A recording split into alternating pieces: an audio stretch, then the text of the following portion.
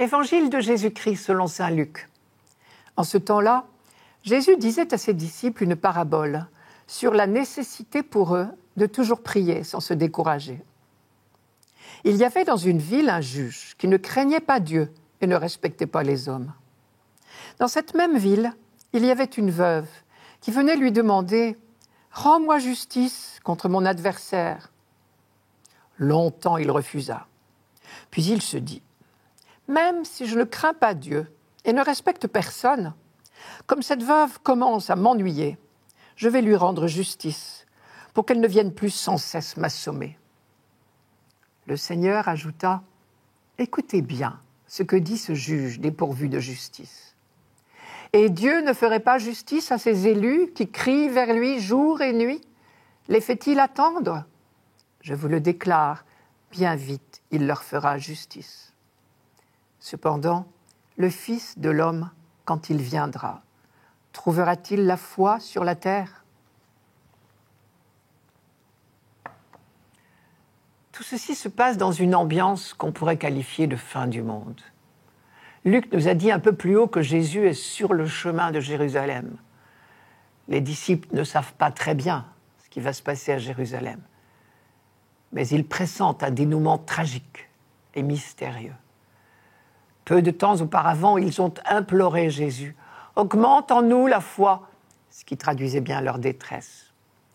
Et juste avant cette parabole d'aujourd'hui, Jésus a parlé longuement de la venue du Fils de l'homme. On connaît l'origine de cette expression, le Fils de l'homme. Dans le livre de Daniel, au chapitre 7, le prophète raconte qu'il a eu la vision d'un homme, qu'il appelle un fils d'homme, qui vient sur les nuées du ciel.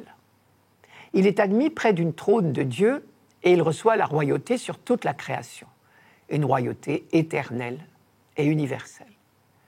Daniel précise que ce fils d'homme est en réalité un être collectif, un peuple, qu'il appelle le peuple des saints du Très-Haut. Les lecteurs de Daniel ont compris que cette vision se réalisera à la fin du monde. Dieu régnera enfin sur toute la création et le Fils de l'homme régnera avec lui. Or, Jésus se présente souvent dans les évangiles comme le Fils de l'homme. Mais cela intrigue forcément ses interlocuteurs qui savent que le Fils de l'homme est un être collectif, le peuple des saints du Très-Haut, qui sera enfin ce jour-là installé dans la gloire de Dieu. Alors ils ne savent peut-être pas quoi penser quand Jésus parle ainsi, mais ils entendent ce message de victoire définitive.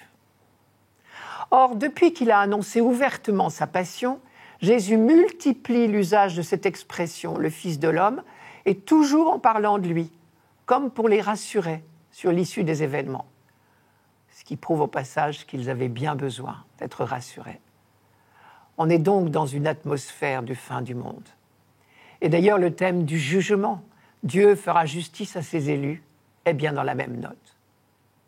Maintenant, si nous allons regarder dans l'évangile de Luc le contexte de cette parabole, nous trouvons l'évangile de la guérison des 10 lépreux que nous avions lu dimanche dernier. La guérison des 10 était le signe que le règne de Dieu était déjà commencé. Mais en même temps, les disciples avaient touché du doigt le mystère du salut rejeté par ceux auxquels il était offert en premier. Ici, les 9 lépreux qui n'avaient pas reconnu le Christ. Le mystère de la croix se profilait déjà à l'horizon. Mais la conversion du Samaritain, le seul lépreux revenu se prosterner devant Jésus, préfigurait l'entrée de tous, même des païens, dans ce royaume. Les pharisiens ont fort bien compris tous ces enjeux, puisque, aussitôt après la guérison des 10 lépreux, ils ont demandé à Jésus « Quand donc vient le royaume de Dieu ?» Et Jésus a répondu par tout un discours sur la venue du Fils de l'homme. Et voilà que Jésus a quitté ce ton grave pour raconter ce qui semble à première vue une petite histoire. L'histoire de cette veuve qui poursuit le juge de ses réclamations jusqu'à ce qu'elle obtienne enfin ce qu'elle attend. Et pourtant, elle aurait toutes les raisons de se décourager.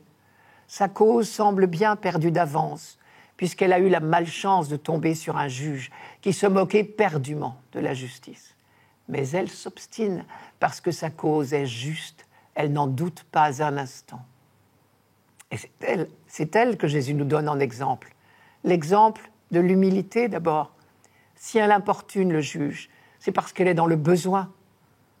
La première condition pour participer au royaume de Dieu, c'est de reconnaître notre pauvreté. On retrouve là la première béatitude. Heureux vous les pauvres, le royaume de Dieu est à vous. L'exemple de la persévérance ensuite. Dans notre attente du royaume, à nous d'être aussi tenaces que cette veuve obstinée. Notre cause est encore plus juste que celle de la veuve, puisque c'est la cause même de Dieu. Croire, c'est refuser de baisser les bras. Et la dernière phrase, le Fils de l'homme, quand il viendra, trouvera-t-il la foi sur la terre, est une mise en garde, valable pour tous les chrétiens de tous les temps. Attention, si vous n'êtes pas vigilants, vous aurez cessé de croire. Les chrétiens, ceux du temps du Christ, comme ceux d'aujourd'hui, sont donc invités à ne pas baisser les bras. Jésus sait bien que dès le matin de sa résurrection, ce premier matin de la venue du Fils de l'homme, et jusqu'à sa venue totale et définitive, la foi sera toujours un combat, une épreuve d'endurance. Il ne manquera pas d'oiseaux de malheur pour semer le doute. Il ne manquera pas de maîtres du soupçon. Cette attente du royaume paraît tellement interminable. Dieu est-il vraiment au milieu de nous ? L'exemple de cette pauvre veuve vient à point nommé. Nous sommes aussi démunis qu'elle. Tâchons d'être aussi obstinés,